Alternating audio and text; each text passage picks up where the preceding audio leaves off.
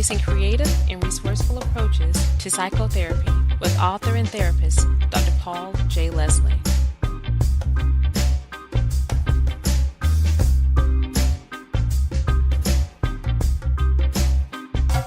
Welcome to Potential Not Pathology, where we offer information and inspiration for mental health therapists who are interested in learning and applying unique therapeutic techniques and concepts into their work. With a focus on the potential each client brings to his or her therapy session, this program examines ideas and tools which can assist your clients on their journey toward healing. Today we're lucky to have an interview with Helen Adrienne. Helen's a licensed clinical social worker and a master trainer of psychotherapy, clinical hypnosis, and she specializes in mind-body stress reduction and dealing with fertility issues. She's a graduate of Rutgers University and the Fordham University Graduate School of Social Service. She has a practice in New York City and in New Jersey. And in our discussion, Helen talks a lot about how it's important that we assist our clients in escaping from stress and getting into themselves. She talks a lot about how we spend too much time, all of us, in our doing category instead of our being category. And she really focuses on how her work in helping people through fertility issues can go to other areas of their life, how to make themselves learn to become more calm and relaxed and appreciative of life. As well as we talk a little bit about how therapists need to trust their hunches and their intuition and trust themselves to follow their instincts and letting things unfold in a session. And she also focuses most importantly on giving people hope. Helen is the author of the best-selling book On Fertile Ground, and if you're interested in the kind of work she does, you certainly can follow the link to her website, mind-body-unity.com. So I hope you enjoy this interview with my friend, Helen Adrienne. Helen Adrienne, welcome to Potential Not Pathology. Well, thank you so much. It's my pleasure to be here. Well, I'm delighted to have you here today. To get started, could you kind of tell us, what was your journey to come to be in the helping profession, to be a social worker, therapist? What brought you here? Well, I came out of college and without certification began teaching fifth grade. And I liked it, didn't love it. Then I was home with babies and walking the floors because I knew I wasn't going back to teaching, but I had no intention of being a member of the idle rich either. Right. And so with three babies, I went back to graduate school and got my MSW and have been happy as a lark ever since. Oh, cool. And of course, in those years that I was popping out babies, I came to understand the need for the place where mind and body meet for the OBGYN patient, given various experiences that I had had. And so I've been serving the population primarily of infertility patients, although sexual dysfunction or miscarriage or just PMS, any of the OBGYN issues is in my purview. But predominantly, as the years went by and women were delaying childbearing because they could become lawyers and doctors, I had more and more fertility patients coming in, so much so that they taught me everything that I knew and enough to write a book about it. So it's been a 38-year pleasure trip for me. Uh-huh. Well, that's it's interesting. A lot of times people, I find that they come into the field and, some of us are trying to, I think Eric Fromm said, we're waiting to meet that client that'll heal us. Others, we want to do good in the world. And I'm just fascinated how you kind of found that niche of dealing with these kind of issues. And what brings you, I guess now in your work, what kind of brings you to that sense of fulfillment working specifically with these kind of fertility, infertility issues? Well, fertility patients are basically, even though their body is walking the planet, their mind is touring the solar system. I mean, they Right. take off like a shot. Yeah. The stress and anxiety is really, in fact, it's been measured to be on a par with life-threatening illnesses such as heart disease and HIV and cancer. And the pleasure for me is in helping people escape out of the stress. And thanks to mind-body therapy and clinical hypnotherapy, they escape into themselves or back into themselves. So there's a kind of coming in for a landing in their own body and in their own experience with the kind of coping skills that I can either remind them of or teach them. Right. Now, you mentioned this escaping from stress and into themselves. Yeah. Why do you feel, just kind of your personal opinion, why do you feel so many people kind of avoid escaping into themselves? And I mean that in a healthy escape way. I know that people have had a history of trauma and things like that, but I mean, just in general, it seems that in our Western culture, it's almost like, don't go inside. It's kind of the covert message that we get, from wherever. Why do you think that people are so avoidant of that? Well, I think that they are primed in coping in the doing category. What can I do about this? What my orientation is, which is escaping into, it's about learning that it's safe to be, just to be with themselves. People take for granted the built-in tranquilizer of our breath. So I will start either my classes for women who are going through fertility or a private session. I take a look at what's going on. I might say to them, can you just stop for a moment and imitate me? And I'll take a long, slow, deep inhalation and a long exhale, and I watch their shoulders come away from their ears and, belly releases. And right then and there, they have a model of what they can feel like. If there are all kinds of advice, how to cope with this, that, and the other thing, and it's about running from pillar to post and doing, then not that there's not merit to that kind of thing, but at the end of the day, they always have their breath to come home with, and to really train themselves to feel the aha, the letting go of an exhale. It's you talked about doing and being, which is something that I think most of us do struggle with, but we're taught so much in our kind of Western culture to be productive, which there's some good things certainly to that. But I'm kind of thinking with fertility issues, being productive takes on a whole different perspective. So not only do we have the Western, you need to get up and do something, why aren't you being productive? Why aren't you producing a child? Yeah. So it's like a double whammy. Yeah. So do you get, when you're working with that population, do you find that desire to always be productive in most areas of life also play over into, when's the baby coming? Well, a lot of the people that I've seen over the years have been extraordinarily successful because that pathway has opened up for women. And having the universe say, everybody's having babies, but sorry, too bad for you, may very well be for so many of these women the first time that they've been faced with a gigantic no blinking on and off in neon. As far as productivity is concerned, though, once they're in a fertility quest,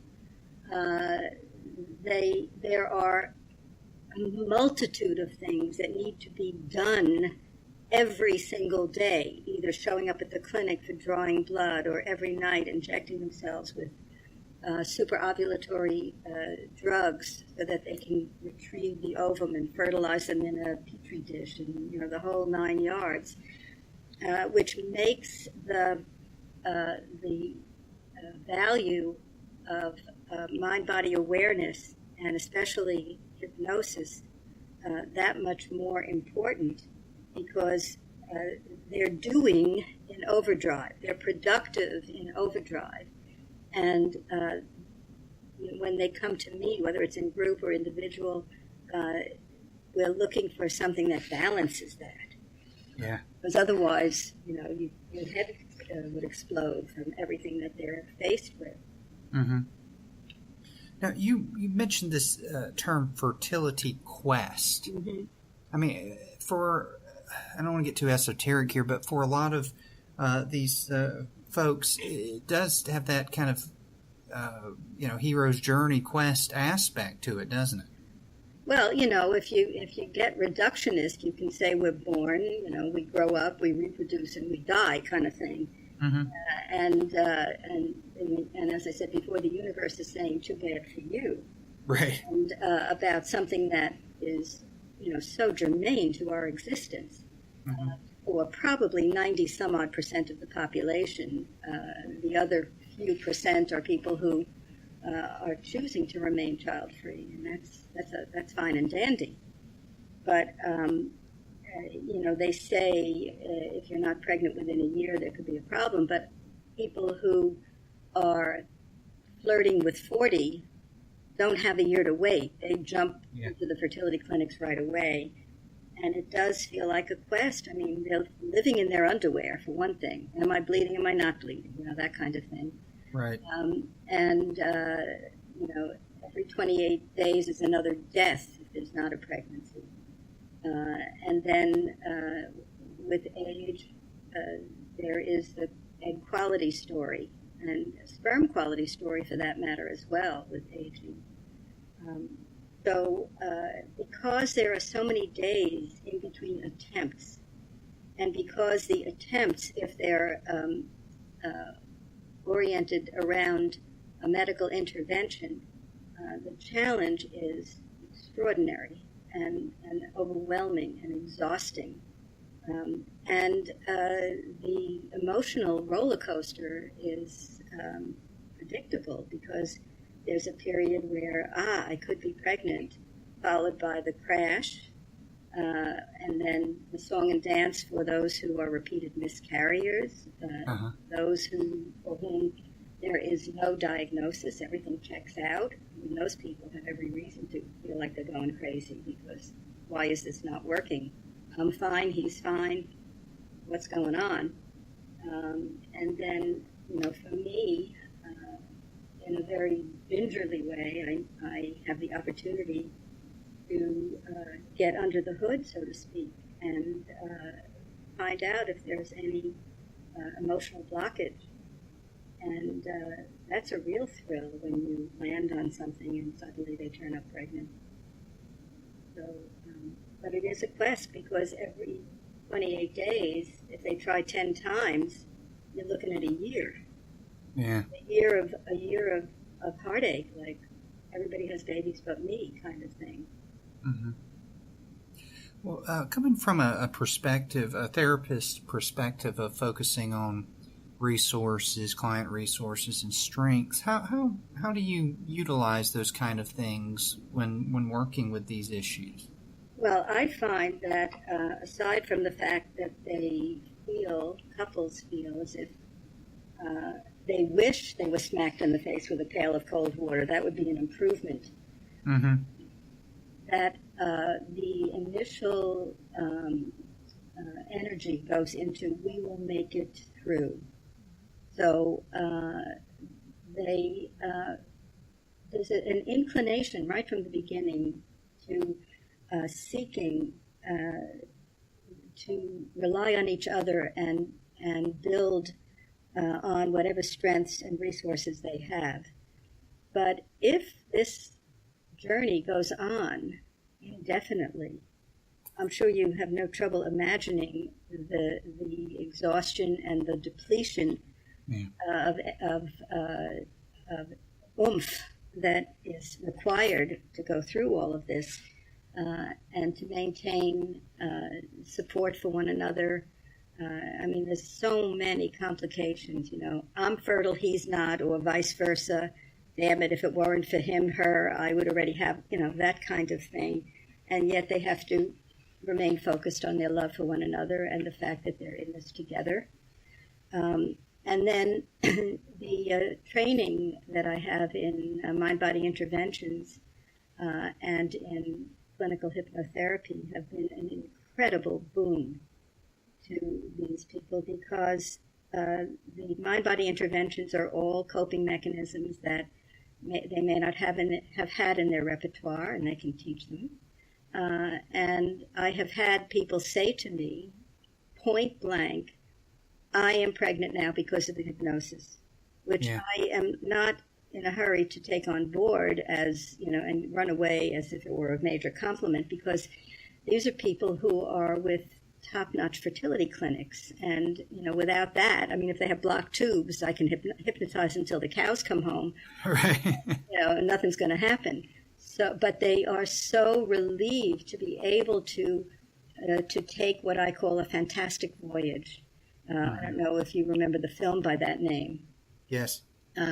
But I've developed a whole methodology of working with people where they enter their body and they visit their the process of ovulation and the process of their uterine lining building up and the process of conception, which might be across town in a petri dish.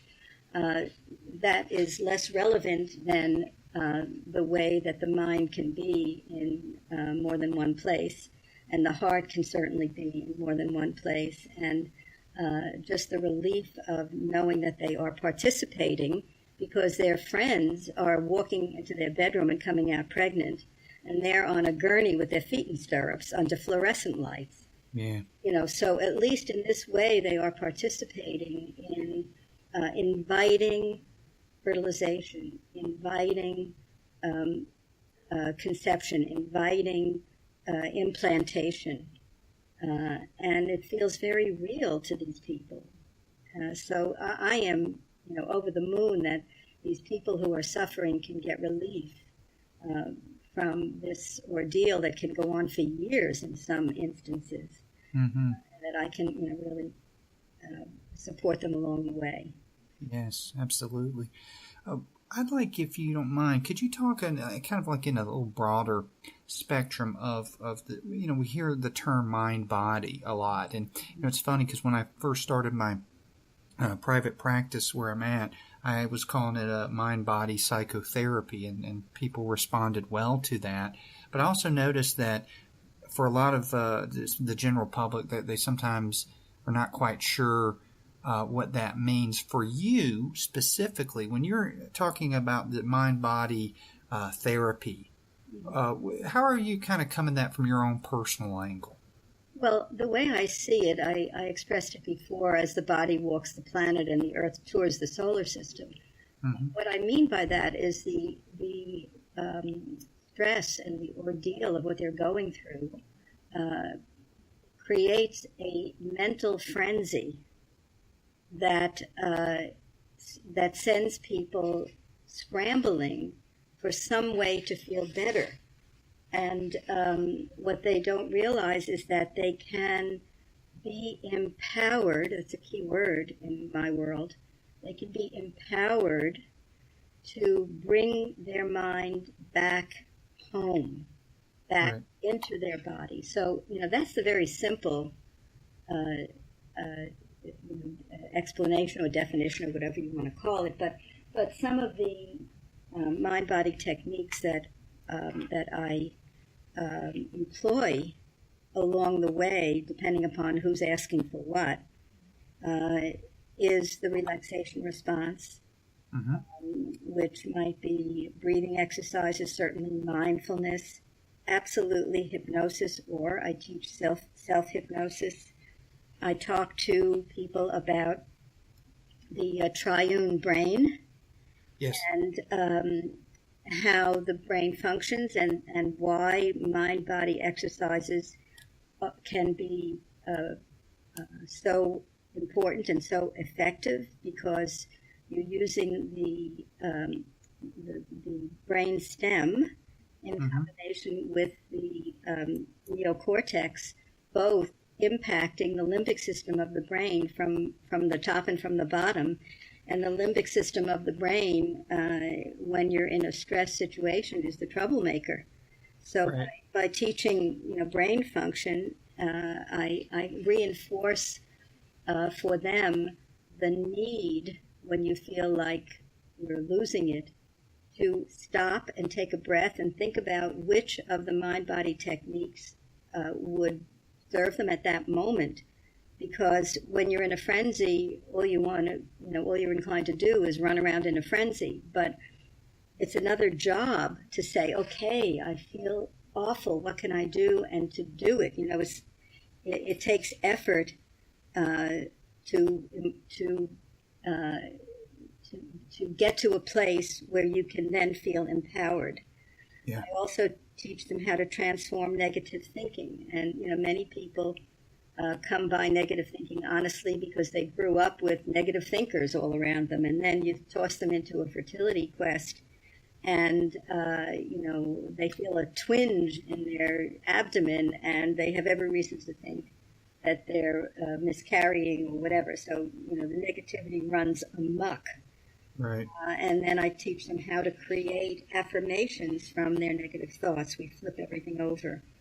I teach them how to build awareness so that they can gain clarity. And one of the ways to do that is a very simple way, if it's right for the person, to start journaling so that they can capture their thoughts and own them. And by owning them, dissipate them. So instead of the negative worries and fears and everything running around their body at 100 miles an hour, they're capturing them, they're putting them on paper, and then I even sometimes recommend that they burn it or, have some kind of ritual where they can invite the thoughts to go away and be replaced by the affirmations that I've taught them to create. Also, how to communicate effectively and how to be assertive because they're in a situation where they might enter their doctor's office with 29 questions. Yeah. And, I've had people say to me, I didn't get to the bottom of my list because I saw how full the waiting room was. I said, too bad for the waiting room. You're paying this person. Right. You need to go the other 9 questions. That's your right. And then the thing that's really, I kind of have to have my finger on the pulse whether or not they are oriented in a direction of spirituality and meaning making. That may very well be something that they're relieved to talk about with me. It was just kind of floating around in the ether, and the minute I bring it up, they grab it or they don't grab it. And then there's a certain, relief because they might say, oh, I hope that one of my miscarried babies comes back to me this time. All of these thoughts that are, very real to these people. Right. Is given validity. Mm-hmm. So it's approaching all of this from kind of a holistic view. Yeah, exactly. Yeah.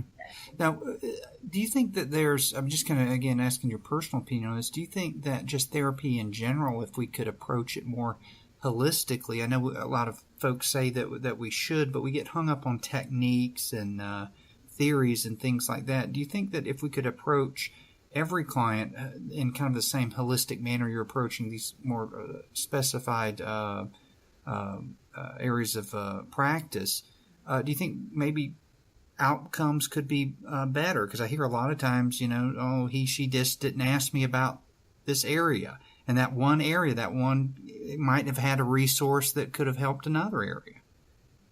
Yes. Mm-hmm. That's my answer.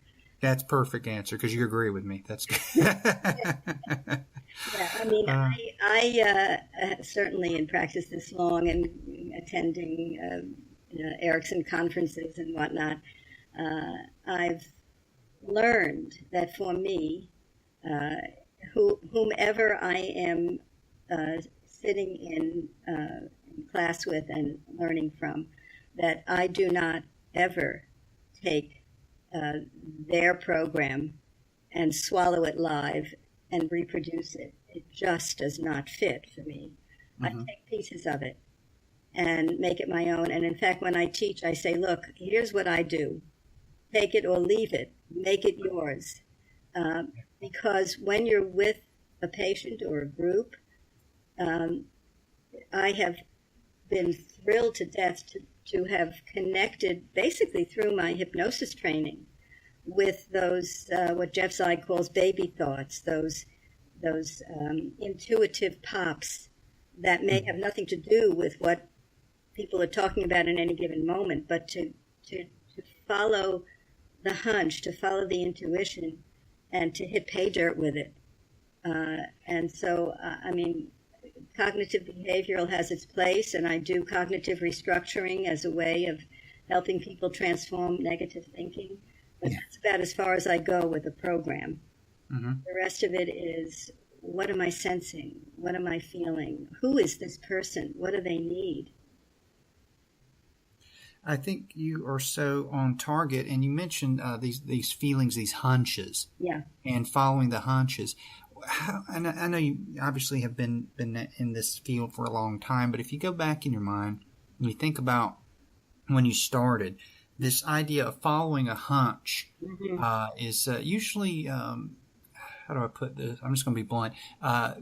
Is not very popular in graduate school and those kind of things. When did you learn to trust yourself, and how did you go about getting to that point?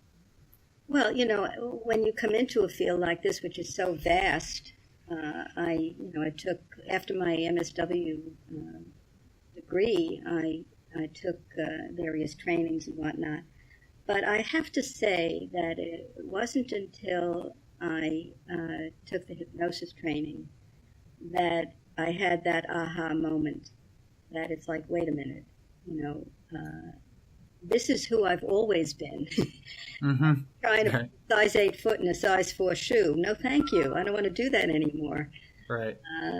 I was always a little loosey-goosey, but the hypnosis training really freed me to just sit and feel what comes through the floorboards. And to go with that, no matter how unorthodox it may seem. Right, and you have obviously seen so many times while you're even doing something unorthodox, there's that part of yourself where you're going like, what are you doing? And then, but then sometimes it hits such pay dirt. That then looking back on it, it's like, well, it was so obvious, but at the time, I had to kind of jump into the dark part of the water. Don't know what's down there to find it. Right now I have this wonderful intern that I'm just loving so much. She's so sharp, just a natural. And it's very hard for me not to laugh when she comes back from her supervision classes where they basically tell her the way she's case conceptualization's all wrong. Now she's doing it the way I do it, which is focus on strengths and resources. And so don't follow your hunches. Don't look at the strengths. Diagnose pathology. And I tell her, it's like, look, you gotta stay focused when you're in session with that feeling of going with that moment. And then when you're in class, you have to, kind of play the game to get the piece of paper. Which is unfortunate. I have always prided myself, tongue-in-cheek, prided myself on being a lousy diagnostician. Because I'm really, I don't care. Right. But afterwards, when I'm thinking about whoever was in my office, I might say, okay, what do I need to realize about this person from a diagnostic point of view that might help? But mostly, I'm not looking down my nose at them, and I'm really very present and just willing to let it unfold in whatever way is going to serve them best. Mm-hmm. Well, letting things unfold, to me, what I hear is just kind of allowing and I think a lot of us, particularly in my younger days, a lot of us felt the need to control sessions rather than to allow in sessions. We wanted to think we were allowing, but we really were controlling. And it's that freedom to overcome, I guess, one's fear to allow that what happens, happens. And when you're supervising people and teaching people and things like that, how do you encourage them to just let go and trust and just jump in and go? Well, it's interesting that you should say that, because I have been a supervisor, and I run 4-day master classes with Jeff Zeig. We've been doing it since 2002, and in a couple of weeks we'll be doing our 50th class. Wow. Yeah, I know. I can't believe it's really 50? Oh, my goodness. We were doing 4 a year. I have grandchildren with birthdays in the summer, and I said, I am not doing a summer one. Sorry. So we do 3 a year. And as things have unfolded with him, I am now a co-supervisor. Mm-hmm. And of course, Jeff has a mind that's as wide and broad as they come in the psychotherapy world. And so when he supervises the structures of, one of the participants being a therapist, one of the participants being a patient with a real issue, and a third one being a supervisor of the dyad.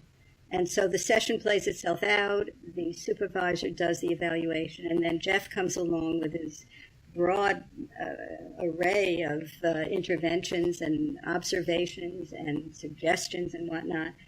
And then my supervision is experiential. It's completely out of the round. I say things sometimes that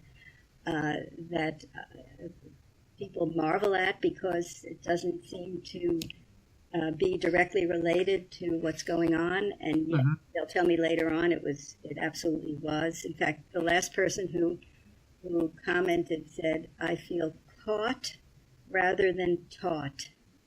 So that was like a nice thing for me to hear. But it's so when I supervise, I encourage letting go and just letting yourself be. And that takes a certain confidence and risk, both. But it's so worth it, given the outcome. And if you're in an interaction, an alive interaction, then if you screw up, you just change what you did and go on. And I think sometimes, and this draws me back to my earlier comment about being productive. We as therapists, we need to be productive. And I'm all about, good outcomes. But sometimes our focus on being productive gets in the way, again, this is my opinion, on our ability to be present. Yeah, well, that's exactly, I don't even, as we're having this conversation, I can say that I never think about what I'm doing anymore. I just do it. Yeah, exactly. And it's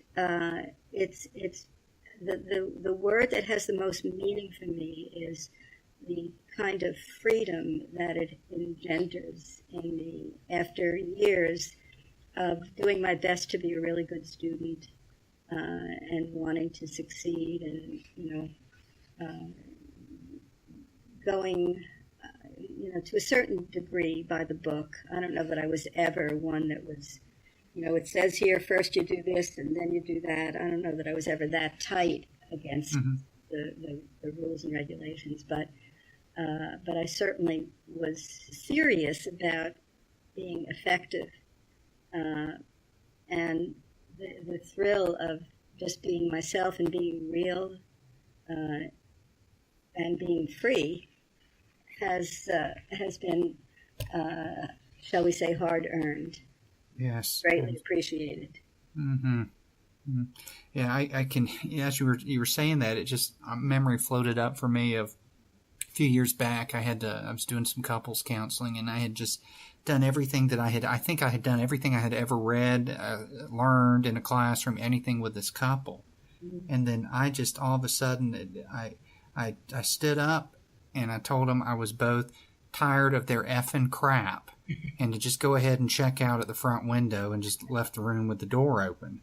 And I just, after, a minute later, after I'd done that, I said, I can't believe I did that. That was just, oh my God. You know, they made another appointment, came back, and we finally got to work. We finally made a breakthrough because I needed to do that. I don't know why I needed to do that. Maybe they just needed, you know, that much shaking up. But sometimes things, as you say, they just unfold. Yeah. And if I had thought too much, I might have, you know, continued to be the nice guy and not do that, and they probably would just have ended up getting divorced anyway. So. Well, being an Ericksonian, I have a lot of props around my office. Yeah. And, one time I had a couple in who were absolutely hell-bent on killing each other. Jumped up and grabbed a police whistle. Yeah. As loud as I could. Well, they shut up real fast. Yeah. Yeah.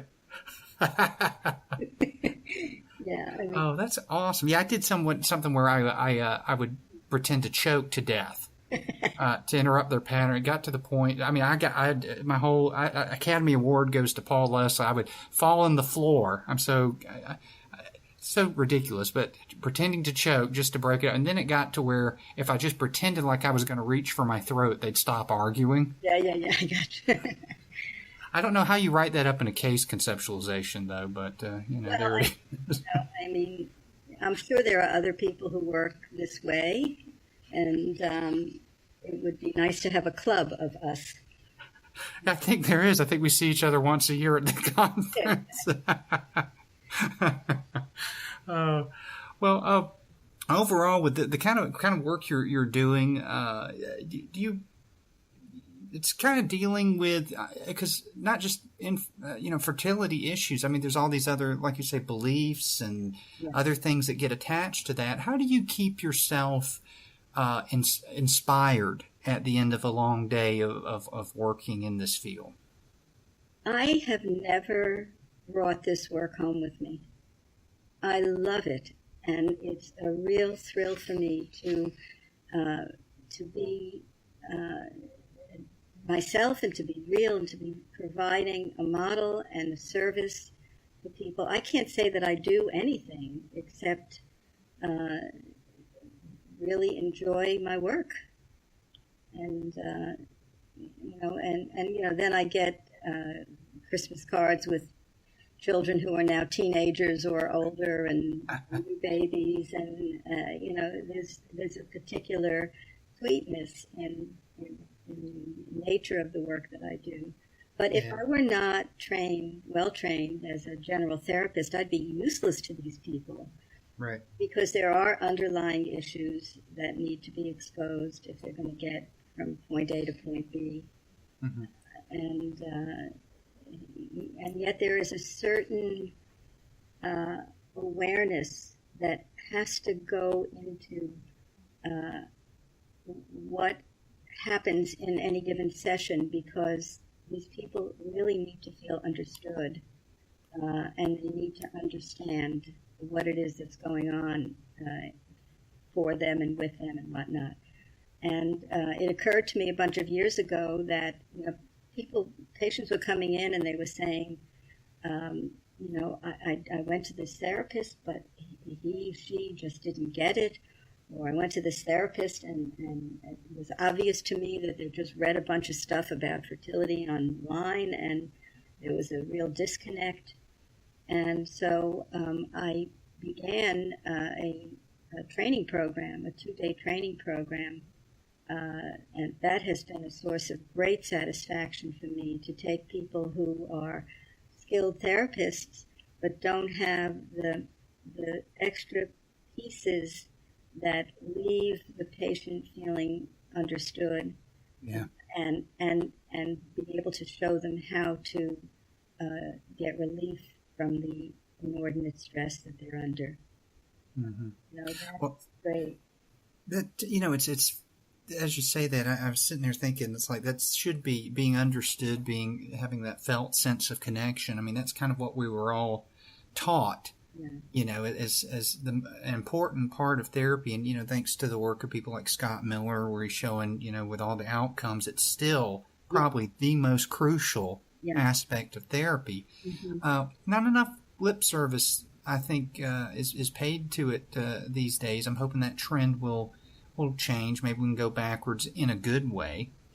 And do you think that sense of connection with your clients is what helps that love of the work you were talking about? Yeah, I mean, when people come in and the first thing they say to me is something like, "Where are your tissues?" or "I hope I can talk because I'll be crying," that kind of thing.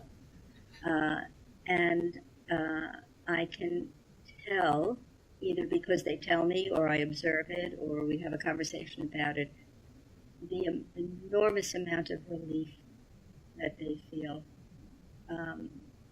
Because what happens when you're trying to conceive and nothing is happening and nothing is happening and nothing is happening, the most important thing that they need gets lost, and that is hope. Right. So if I can give people a sense of that there are things that they can do to participate in the process in cooperation with their medical team. And while there have been some studies that show that mind-body interventions really make a difference in pregnancy rates, that hypnosis in one study has been shown to make a difference in pregnancy rates. If we also can unearth whatever emotional blockage might be there, that they are basically inviting a pregnancy, they're opening to a conception, and it's such a relief to them to know that they can participate in a way that can make a difference. Right. Well, as we kind of wrap up our way too short interview, because we could probably, again, I tell every guest this, we could talk for hours because I'm so fortunate that I have so many great therapists to talk to. Can you let people know best way to get in touch with you, specifically about your workshops on these fertility issues, mind body, Ericksonian master classes? Okay, so I'll spell my name. It's HelenAdrienne. So it's Helen at HelenAdrienne.com, or you can go on my website, which is www.helenadrienne.com. My phone number in New York is 212-758-0125. And the next 2-day training is May 4th and 5th. I limit it to 10 attendees because I really want to make sure that everybody has time and room to get all of their concerns and questions answered. Right. And I have a number of people who are registered already. It's one of the reasons that it's such a thrill for me to provide this training is because it's small. I provide lunch 2 days, so people are in their human place, not only their student place, and it becomes fun. There's bonding with people that they've never met before. I've had folks come from around the world, actually. I don't know, the internet is this marvelous thing that they search for, fertility. I don't know what they search for, fertility training or whatever, and I pop up. The classes that I run are in person. I had flirted with doing them online, but I am an eyeball to eyeball kind of gal. Yeah. So that anybody who's in the New York metropolitan area can join a series of 4 stress reduction classes for women. I find that it's hard enough to get the women to attend, given that they're now doctors and lawyers and MDs. So I teach in such a way that they're invited to bring the handouts home and work with their significant other and teach them to be on the same page with them. And anybody who wants to get a taste of the fertility world can get a hold of my book, which is titled On Fertile Ground, Healing Infertility. And it would be my pleasure to have even a phone chat with someone who's curious about any of what I do. Mm-hmm. I don't charge for 20-minute consultations. There's a lot of free material on my website. I have a blog that probably has close to 100 articles that I've written over the years. You can print them out if you want. That's great. I am on East 64th Street in Manhattan. Right in Manhattan. Yep. Well, listen, Helen, it has been a pleasure having you with me today. We'll have to do this again soon. All right. Well, it was a pleasure for me as well. Paul, thank you so much. And Happy New Year. Thank you for listening to Potential Not Pathology with Dr. Paul J. Leslie. If you enjoyed the show, check out our website at potentialnotpathology.com, where you will find programs and articles showcasing unique and creative therapeutic applications.